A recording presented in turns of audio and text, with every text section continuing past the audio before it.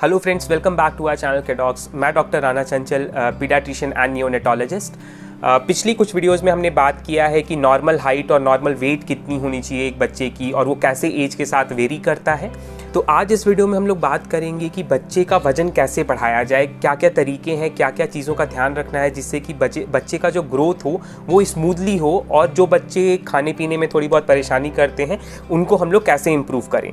क्योंकि एक बहुत बड़ा टॉपिक है, एक वीडियो में हो सकता है ये कवर ना हो पाए, इसलिए हम लोग इसको दो पार्ट में डिवाइड करेंगे। एक पार्ट में मैं 14 ऐसे टिप्स दूंगा जिसमें 7 टिप्स होंगे जो कि इंपॉर्टेंट पिलर्स होते हैं एक ओवरऑल डेवलपमेंट के लिए बच्चे के लिए, और अगर उन सातों बात का ध्यान रखा गया तो बच्चे का वेट ऑटोमेटिकली बढ़ेगा।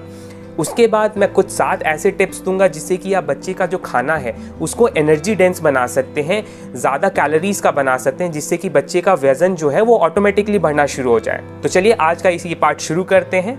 तो सबसे पहले मैं ब्रीफली बताना चाहूँगा कि अगर बेबी 6 मंथ से छोटा है तो 6 महीने से छोटे बेबी के लिए हमें कुछ और नहीं करना है, क्योंकि बच्चा सिर्फ मिल्क पे डिपेंड करेगा। इस 6 महीने में बच्चे को पानी, शहद, घुट्टी, ग्राइप वाटर और तमाम इस तरीके की चीज़ें देने की ज़रूरत नहीं है। सिर्फ बच्चे के लिए दूध सफिशिएंट होता है। वेट गेन के लिए बेस्ट जो दूध है वो मदर्स मिल्क है। अगर मदर्स मिल्क किसी वजह से नहीं मिल पाता है तो आप डॉक्टर से कंसल्ट करिए और डेफिनेटली आपको बेबी के लिए अप्रोप्रिएट फार्मूला फीड बताएंगे और आप वो फार्मूला सही तरीके से बना के अपने बच्चे को दे सकते हैं। तो ये तो सबसे इंपॉर्टेंट है 6 महीने से छोटे बच्चे के लिए ग्रोथ के लिए। 6 महीने के बाद जब बच्चा 6 महीने से 12 महीने तक के बीच का जो पीरियड है वो बहुत ट्रिकी पीरियड होता है, क्योंकि हमें ये तो पता है कि हमें ऊपर का खाना बच्चे को देना शुरू करना है, लेकिन बच्चे को ये नहीं पता। बच्चे रेडी नहीं होते हैं खाने के लिए और पेरेंट्स बहुत परेशान रहते हैं कि बच्चा खाता नहीं है और ये सारी चीज़ें। कॉम्प्लीमेंट्री फीडिंग के ऊपर हम लोगों ने एक बहुत अच्छी वीडियो बनाई हुई है, आप प्लीज़ उसको देखिए। उसमें हमने बहुत डिटेल में समझाया है कब कितना देना है और कैसे खिलाना पिलाना है बच्चे को, क्या क्या चीज़ें नहीं देनी है। तो मैं उनकी डिटेल्स में नहीं जाऊंगा। Weight gain point of view से मैं बस इतना बताना चाहूँगा कि देखिए, पहले 6 से 8 महीने में बच्चे को खाने के साथ खेलने दीजिए, बस उसको एक समझने दीजिए कि उसको ये सारी चीज़ें खानी है। वो बिल्कुल ऐसा नहीं है कि वो पहले दिन से अच्छे से खाने लगेगा। दिन भर में अगर 1 चम्मच 2 चम्मच भी बच्चा खा ले रहा है 6 to 7 मंथ के पीरियड में तो वो सफिशिएंट है। बच्चे को बेसिकली ये पीरियड में हमें एक एक्सपेरिमेंट करवाना है कि बच्चे को पता चले कि क्या क्या चीज़ें खाने की होती हैं। हमें बच्चे को किसी खाने से एलर्जी है उसके बारे में पता चले और धीरे धीरे करके बच्चे को सेंसिटाइज करना है। ऑटोमेटिकली बच्चा धीरे धीरे जैसे जैसे डेवलप करता है वो अपना खाना पीना शुरू कर देगा। अगली जो पॉइंट जो आती है वो होता है कि बच्चे को चिटर पिटर वाली चीज़ें अभी इंट्रोड्यूस मत करें, स्नैक्स नहीं इंट्रोड्यूस करें।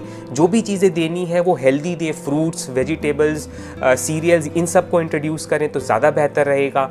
काउ मिल्क, एनिमल मिल्क अभी 1 साल से पहले प्लीज़ मत दीजिएगा। ये मैं ज़्यादातर वीडियो में बार बार रिपीट करता हूँ, तो प्लीज़ इस चीज़ को फॉलो करिएगा। अब आते हैं मेन टॉपिक पे। पहले 7 ऐसे पॉइंट जो कि आपको ध्यान रखना है बच्चे के डेवलपमेंट के लिए और बच्चे की ग्रोथ के लिए। ये सातों पॉइंट में से आप कोई भी चीज़ को मिस या निगलेक्ट नहीं कर सकते हैं, क्योंकि ये सारी चीज़ें जब मिलती हैं तभी बच्चे का ग्रोथ या डेवलपमेंट या वेट अच्छे से बढ़ता है और हाइट अच्छे से बढ़ती है। तो इन सातों बातों का ध्यान रखना बहुत ज़रूरी है। सबसे पहली जो चीज़ होती है वो होती है कि अपने बच्चे को समझना ज़रूरी है। हमें अपने बच्चे को प्रेशराइज नहीं करना है, बच्चे को अपनी तरीके से नहीं ढालना है। बच्चे को खाने के साथ खेलने देना है, बच्चे को खाने के साथ एक पॉजिटिव फीलिंग आनी ज़रूरी है। इसका ये मतलब हुआ कि बच्चे को जब भूख लगे तभी खाना दें, उसके हिसाब से चलें। हमें अपने हिसाब से नहीं कि हमें लंच और डिनर बच्चे को देना है। बच्चे को जब भूख लगेगी तब उसको खाने के लिए दें। तो क्या खाना है, कहाँ खाना है, ये आप डिसाइड करेंगे। कितना खाना है कि नहीं खाना है, ये बच्चा डिसाइड करेगा। तो ये बहुत इंपॉर्टेंट है कि खाना आपने डिसाइड कर लिया, लेकिन खाना है कि नहीं खाना ये बच्चे के ऊपर छोड़ दिए। तो ये एक बहुत इंपॉर्टेंट पॉइंट है जो कि जनरली पेरेंट्स मिस कर जाते हैं और वो फोर्स फीड करते हैं, तो वो नहीं करना है। इसी सेक्शन के अंदर जो दूसरा पॉइंट होता है कि बच्चे को मेसी रहने दीजिए, खाने के साथ खेलने दीजिए। ऑटोमेटिकली वो खाना शुरू करेगा, हाथ पैर गंदे करेगा। बस ये ध्यान रखें कि साफ एरिया में रहे, साफ तरीके से बच्चे को खाना दे, साफ खाना दे, ऑटोमेटिकली खाना शुरू कर देगा। बच्चा सीधे चम्मच और कटोरी में इस तरीके से नहीं खाएगा, बच्चा गंदगी फैलाएगा और तभी उसके साथ वो एंजॉय करना शुरू करेगा। तो ये एक बहुत इंपॉर्टेंट पॉइंट होता है। नेक्स्ट पॉइंट जो इसी सेक्शन में आता है वो है कि एक फैमिली की तरीके से खाएं। कोशिश करें, बच्चे कॉपी करके बहुत जल्दी सीखते हैं, तो कोशिश करके बच्चे को अपने साथ बैठाएं। आप लोग भी विदाउट एनी डिस्ट्रैक्शंस, किसी डिस्ट्रैक्शन के बिना एक डिनर टेबल पे या नीचे बैठ के कहीं पे भी एज अ फैमिली खाना शुरू करें। और फाइनली जो कि मैंने पहले बताया कि विदाउट एनी डिस्ट्रैक्शंस खाने की कोशिश करिए। प्लीज़ बच्चे को मोबाइल देख के खिलाना नहीं शुरू करें, आगे चल के बहुत ज़्यादा प्रॉब्लमेटिक हो जाता है। तो please avoid showing mobiles. Mobile दिखा के बच्चे को खाना खिलाना एक बहुत बुरी हैबिट है जो कि हम लोगों के अंदर आती जा रही है। 2 साल से छोटे बच्चे का स्क्रीन टाइम जो है वो WHO के अकॉर्डिंग 0 मिनट्स होना चाहिए, यानी 1 मिनट भी आपको स्क्रीन टाइम नहीं दिखाना है 2 साल से छोटे बच्चों में। अब आते हैं जो नेक्स्ट इंपॉर्टेंट पॉइंट होता है वेट गेन या ओवरऑल डेवलपमेंट के लिए, वो होता है इम्यूनाइजेशन। तो बच्चे का समय समय पे टीकाकरण करवाना बहुत ज़रूरी है, क्योंकि ये टीके जो होते हैं ये बच्चे को बहुत गंभीर बीमारियों से बचाते हैं। और अगर बच्चे को बार बार इन्फेक्शन होगा तो उस पीरियड के लिए तो ग्रोथ रुकेगा ही, बट वो आगे के लिए भी बच्चे को इम्पैक्ट करेगा। तो हमें कोशिश करना है कि बच्चे को कम से कम इन्फेक्शन हो, और बच्चे को उन इन्फेक्शन से बचाने का सबसे अच्छा तरीका होता है वैक्सीनेशन। बच्चे को टाइमली वैक्सीनेट करवाते रहें, समय समय पे जो वैक्सीन्स हैं उनको देते रहें। अगर कोई वैक्सीन मिस हो गई है तो जल्दी से जल्दी उसको कंप्लीट करवाएं, अपने डॉक्टर से कंसल्ट करें। तीसरी जो चीज़ आती है ये वो होता है फिजिकल एक्सरसाइज या फिजिकल एक्टिविटी। हाँ, वेट कम कराने में तो फिजिकल एक्टिविटी इंपॉर्टेंट है ही, बट वेट बढ़ाने के लिए भी आपको अपने बेबी को एक्टिव रखना बहुत ज़रूरी है। अगर बच्चा बहुत लेथार्जिक है, खेलता कूदता नहीं है, बाहर नहीं जाता है, तो ऑटोमेटिकली उसको भूख कम लगेगी, और जब भूख कम लगेगी तो वो वेट उतना अच्छे से नहीं बढ़ेगा। मैं ब्रीफली इन गाइडलाइंस को बता देता हूँ आप लोगों को, ताकि आप लोग को हेल्प मिले कि एक उम्र के बच्चे को कितना काम करना है, कितना फिजिकल एक्टिविटी करना है। साथ ही साथ उन लिस्ट में आपको लिस्ट ऑफ एक्सरसाइजेज भी मिल जाएंगी जो कि आपको बच्चे से एक्सपेक्ट करनी चाहिए या बच्चे को करवानी चाहिए। तो अगर हम बात करें एक साल से छोटे बच्चे की यानी इन्फेंट की, तो हमें ये ध्यान रखना है कि जितना ज़्यादा एक्टिव रहे बच्चा, दिन भर खेलता कूदता रहे, ग्रास्प करता रहे, पलटता रहे, उतना बेटर है। अगर बच्चा खड़ा होना सीख गया है, चलना सीख गया है इस टाइम पे, तो वो बहुत ही अच्छा है। क्रॉल करना सीख गया है तो क्रॉल करने दें।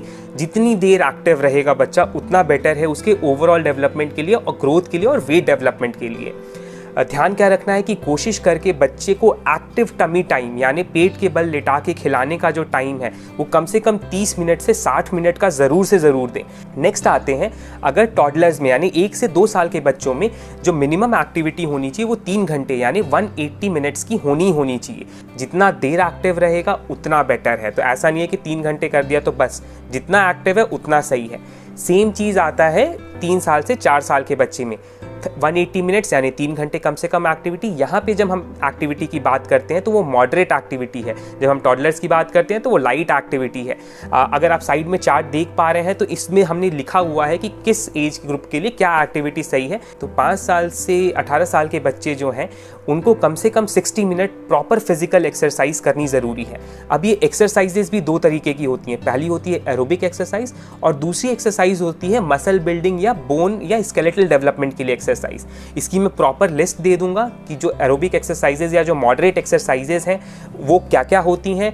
तो इसलिए इम्पॉर्टेंट है कि बच्चे को ये सारी एक्टिविटीज़ जो हैं वो ज़रूर करवाएं। आपका मसल बिल्डिंग या बोन बिल्डिंग के लिए एक्सरसाइजेज जो हैं स्केलेटल सिस्टम को डेवलप करने के लिए वो भी करना बहुत ज़रूरी है। हफ्ते में कम से कम 2 से 3 बार पर वीक वो एक्टिविटी ज़रूर करवाएं।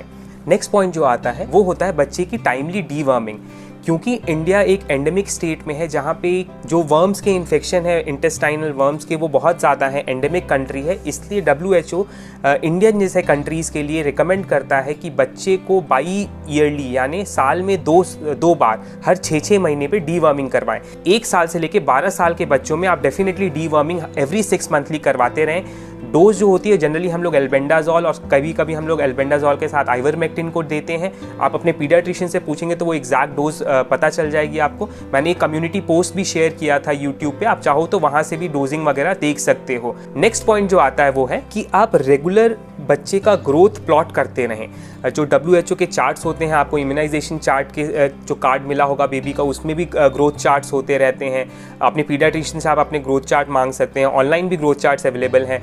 तो IAP का ग्रोथ चार्ट हो या WHO का ग्रोथ चार्ट हो, तो अपने बेबी की जो ग्रोथ मॉनिटरिंग है वो ज़रूर करते रहिए, ये जज करने के लिए कि बच्चे का वेट सही से बढ़ रहा है या नहीं बढ़ रहा है। साथ में ये जज करने के लिए कि कहीं ऐसा तो नहीं है कि हमें इंटरवेंशन करने की ज़रूरत है। तो अगर हम जल्दी पकड़ेंगे तो जल्दी इंटरवीन करेंगे। इसलिए इंपॉर्टेंट है कि ग्रोथ चार्ट पे आप अपना मॉनिटरिंग करते रहें बच्चे के ग्रोथ का, वेट, हाइट और एज के अकॉर्डिंग।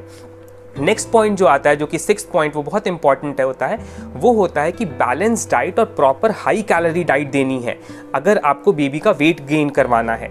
तो बैलेंस डाइट में होता है कि सब कुछ इंक्लूड करना है, किसी भी एक चीज़ की एक्सेस नहीं होनी चाहिए। ऐसा नहीं है कि आप सिर्फ प्रोटीन या फैट खिलाते रहेंगे तो बच्चे का वजन बढ़ जाएगा, ऐसा नहीं है। बैलेंस डाइट रखना है। हाँ, एक चीज़ ध्यान रखना है कि अगर बच्चे का वजन ऑलरेडी कम है तो हाई कैलोरी डाइट देना है, ताकि बच्चे को कैलोरी डेफिसिट ना हो, ताकि उसको जो एनर्जी खाने से मिल रही है वो एक्सेस हो, तभी बच्चे का वेट गेन बढ़ेगा। तो किसी भी खाने को हाई कैलोरी या डेंस बनाने का क्या तरीका है वो मैं अगले सेक्शन जो 7 पॉइंट्स होंगे उनमें मैं बताऊंगा। तो अभी बस यही ध्यान रखना है कि give a balance diet and a high calorie diet to your baby, and automatically कुछ महीनों में वेट गेन इंप्रूव होना शुरू हो जाएगा। 7th जो पॉइंट आता है, ये मेरे ख्याल से सबका बहुत कॉमन ये क्वेरी भी रहता है और हर कोई ओपीडी में मेरे से पूछता है, सर सिरप लिख दो, दवा लिख दो जिससे कि बच्चे का वज़न बढ़ जाए। तो प्लीज़ समझिए, सिरप और दवाइयों से बच्चे का वज़न नहीं बढ़ेगा।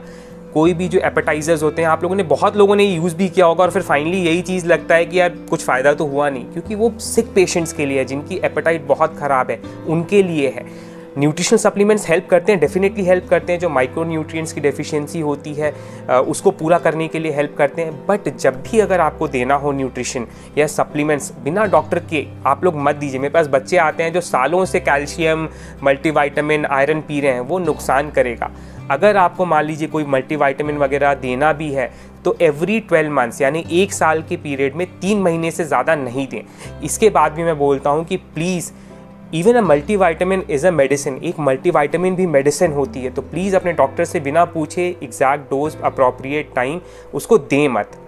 तो अपने मन से सप्लीमेंट्स मत दें। सिर्फ सप्लीमेंट देने से बच्चे का वजन नहीं बढ़ेगा, मैं ये लिख के दे रहा हूँ कि बिल्कुल भी नहीं बढ़ेगा।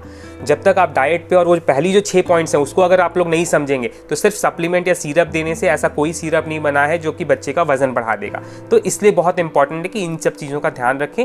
न्यूट्रिशन सप्लीमेंट की ज़रूरत होगी तो डॉक्टर आपको खुद ही प्रिस्क्राइब करेंगे। अब चलते हैं नेक्स्ट सेक्शन पे, जिसमें मैं कुक तो नहीं हूँ, मैं शेफ़ नहीं हूँ, बट स्टिल बहुत सारी मम्मी लोग वीडियोज़ देख रही होंगी और वो मेरे से कहीं ज़्यादा अच्छी तरीके से इस चीज़ को समझेंगी। स्टिल एज अ पीडियाट्रिशियन मैं ये आप लोग को हेल्प करूँगा कि किस तरीके से आप अपने बच्चे का जो खाना है वो डेंस यानी कैलोरी रिच बना सकते हैं, जिससे कि उसको हेल्प मिलेगी वेट गेन करने के लिए या वेट पुट ऑन करने के लिए। तो सबसे पहला जो पॉइंट होता है वो ये है कि put olive oil into it. जैसे आपने सलाद बनाया, फ्रूट्स दिए, कुछ भी चीज़ ऐसे दे रहे हैं जो थोड़ा सा स्टीयर फ्राई करके, ऑलिव ऑयल बहुत रिच इन कैलोरीज होता है, आप उसको डालेंगे तो डेफिनेटली इंप्रूव होगा, आपके जो कैलोरीज जो हैं बच्चे की वो उससे ज़्यादा मिलेंगी। सेकंड पॉइंट बोलने से पहले मैं एक चीज़ आप लोगों से रिक्वेस्ट करूँगा कि मैं यूट्यूब एनालिटिक्स में अपने चैनल्स में जा रहा था और अभी भी मैं ये आपके सामने एक डेटा दिखा दे रहा हूँ। 95% जो हमारे व्यूज़ आते हैं वो नॉन सब्सक्राइबर से हैं। Thank you for definitely watching our videos, but I would definitely request कि अगर आप लोग को वीडियोज़ अच्छी लगती हैं और ऐसे फ्यूचर में कंटेंट्स आते रहेंगे जो कि मेडिकली प्रूवन बातें हैं और रिसर्च बेस्ड बातें हैं वही हम लोग बताते हैं, तो please do subscribe to our channel, उससे हमें इंकरेजमेंट मिलता है। So anyways let's move on to the second point. तो दूसरा जो पॉइंट है वो होता है कि बच्चे के डाइट में घी और चीज़ इनको बहुत इंक्लूड करिए। अगर बच्चा आपका जो भी खाना खा रहा है, अगर आप उसमें घी 1 चम्मच, आधा चम्मच डिपेंडिंग ऑन दी एज अगर उसमें मिलाते हैं तो वो बहुत कैलोरी रिच हो जाता है और वो बच्चे के लिए बहुत फ़ायदा करेगा। सेम गोज़ विथ चीज़, आप चीज़ मिला सकते हैं, बच्चे को ब्रेड दे रहे हैं, सैंडविचेस दे रहे हैं, उसमें आप चीज़ का यूज़ कर सकते हैं, तो चीज़ ज़रूर इंक्लूड करिए अपने बच्चे के डाइट में। घी, चीज़ और क्रीम ये भी काफ़ी एनर्जी डेंस होते हैं और आपके बच्चे के खाने को डेंस बना देते हैं। तीसरा पॉइंट जो है वो है बच्चे को होल मिल्क पिलाएं या हाई इन फैट जो मिल्क होता है वो पिलाने से, क्योंकि वो डेंस होता है, उसकी कैलोरीज ज़्यादा होती हैं। दूसरी चीज़ है बच्चे को ज़रूर दूध पिलाएं। ऐसा नहीं है कि दूध बिल्कुल बंद कर देना, दूध में बहुत अच्छी अच्छी चीज़ें होती हैं, वो मैं नेक्स्ट सेक्शन में बात करूंगा। तो दूध ज़रूर इंक्लूड करना है और कोशिश करके होल मिल्क यूज़ करना है, जिससे कि बच्चे का ओवरऑल डेवलपमेंट और वेट गेन जो होगा वो ज़्यादा बेटर तरीके से होगा। फोर्थ पॉइंट जो है वो होता है कि बच्चे के दिन भर के खाने के चार्ट में 2-4 स्नैक्स ज़रूर इंक्लूड करें। तो कहने का ये मतलब है कि बच्चे को बहुत देर तक भूखा मत रखें, कोशिश करके 2 से 3 स्नैक्स का टाइमिंग जो है वो ज़रूर इंक्लूड करें। हेल्दी स्नैक्स रखें, फ्रूट्स को रखें, स्प्राउट्स रखें, जैसा मैंने बताया कि चीज़ है वो आप टोस्ट करके दे सकते हैं ब्रेड के ऊपर, ऑलिव ऑयल के साथ सैलेड दे सकते हैं। तो ये जो स्नैक्स हैं ये बहुत बड़ा रोल प्ले करते हैं बच्चे के वेट को बढ़ाने के लिए, क्योंकि अगर बच्चा भूखा नहीं रहेगा तो वो कैलोरी डेफिसिट में नहीं जाएगा और उसकी बॉडी जो है वो स्टोर्ड एनर्जी को यूज़ नहीं करेगी। इसलिए इंपॉर्टेंट है कि ये 2-3 स्नैक्स बच्चे के डाइट में या डेली डाइट का जो चार्ट है उसमें इंक्लूड करना बहुत ज़रूरी है, apart from the main meals. इसी से आता है जो 5वां पॉइंट, कई बार ऐसा होता है कि बच्चे जो होते हैं बड़ा बड़ा खाना एक बार में नहीं खाते। हम एक्सपेक्ट करते हैं कि बच्चा प्रॉपर ब्रेकफास्ट ले, लंच ले और डिनर ले, और कई बार ऐसा पॉसिबल नहीं है क्योंकि बच्चे की टमी बहुत छोटी होती है। तो डिपेंडिंग ऑन दी एज मैं बोलता हूँ कि बच्चे को स्मॉल पोर्शन में दें, ठीक है, खाना उतना ही हो, लेकिन एक बार में अगर नहीं खा पा रहा तो 2 सेटिंग्स में खिला दें, वो भी ठीक है, एज लॉन्ग एज बच्चा उतनी कैलोरीज ले रहा है, वो ज़्यादा इंपॉर्टेंट है। 6 पॉइंट जो आता है वो होता है कि कुछ एनर्जी डेंस खाने जो होते हैं वो आप इंक्लूड कर सकते हैं। जैसे शुगर की जगह पे आप जागरी यूज़ कर सकते हैं, वो काफ़ी कैलोरी रिच होता है। सेम गोज़ विद डेट्स, जो मैंने स्नैक्स की बात की, आप उसमें डेट्स जो होते हैं वो आप इंक्लूड कर सकते हैं। चीज़, क्रीम जो मैंने पहले बताया है वो आप डेफिनेटली अपने डाइट में इंक्लूड करिए बच्चे के। स्वीट चीज़ें जो होती हैं वो बहुत अच्छा रहता है, बहुत ज़्यादा नहीं देना है लेकिन कोशिश करके डेफिनेटली इंक्लूड करना है। यहीं से आता हूँ मैं 7 पॉइंट जो है वो बहुत इंपॉर्टेंट है, और वो जब भी कोई बच्चा मेरे लिए वेट गेन के लिए आता है तो मैं डेफिनेटली बोलता हूँ कि एटलीस्ट वंस अ डे एक स्मूदी होना बहुत ज़रूरी है। क्यों? क्या स्मूदी के फ़ायदे ये होते हैं कि आप बहुत सारी चीज़ें मिला सकते हैं, जिसमें कि सबसे पहले तो है कि आप बनाना डेफिनेटली दे सकते हैं, उसके साथ थोड़ा सा मिल्क ले लीजिए, बनाना ले लीजिए, उसमें पीनट बटर एक बहुत ही एनर्जी डेंस होता है, आप वो डाल सकते हैं। साथ में बच्चे को फ्लेवरिंग एजेंट्स आते हैं, 1-2 ड्रॉप फ्लेवरिंग एजेंट्स। कई बच्चे जो खाना पीना नहीं पसंद करते हैं उनको आप डिफरेंट कलर का स्मूदीज़ बना देंगे, स्ट्रॉबेरी डाल देंगे तो रेड या पिंक हो जाती है स्मूदी, तो वो पसंद करते हैं। डेफिनेटली अगर आपको बच्चे का वेट गेन करवाना है तो वंस अ डे स्मूदी होना बहुत ज़रूरी है। आप चेंज कर करके बना सकते हैं, डिफरेंट फ्रूट्स को इंक्लूड कर सकते हैं, क्रीम यूज़ कर सकते हैं, और बहुत सारी ऐसी चीज़ें हैं जो शायद आप मेरे से बेटर जानेंगे। बट डेफिनेटली एक फ्रूट स्मूदी होना ज़रूरी है क्योंकि वो बहुत एनर्जी डेंस होता है, बच्चे उसे बहुत पसंद करते हैं। और इसी के साथ आप इसी स्मूदी में चाहें तो 1 स्कूप ऑफ प्रोटीन पाउडर आप यूज़ कर सकते हैं जो कि हाई कैलोरी होता है, वो आप डेफिनेटली इंक्लूड कर सकते हैं बच्चे की स्मूदीज़ में। तो स्मूदीज़ एक बहुत अच्छा तरीका होते हैं बच्चे को आराम से वेट गेन करवाने के लिए। तो आज की वीडियो में बस इतना ही। अगली वीडियो जो होगी उसमें मैं बताऊंगा कि 21 ऐसे फूड आइटम जो कि आप डेफिनेटली अपने बच्चों के डाइट में इंक्लूड कर सकते हैं, जिससे कि उसको हेल्प मिलेगा हाई कैलोरी डाइट खाने के लिए और वेट गेन करने के लिए। तो वो ज़रूर देखिएगा। अगर ये वीडियो अच्छी लगी तो प्लीज़ लाइक करिए, अपने दोस्तों के साथ शेयर करिए। फिर से वो स्टैट्स को इम्प्रूव करने के लिए प्लीज़ हमारे चैनल को सब्सक्राइब करिए, उससे हमें इंकरेजमेंट मिलेगी। और अगले वीडियो के लिए ज़रूर देखिएगा, जल्दी वो आपको रिलीज़ करेंगे। थैंक यू, नमस्ते।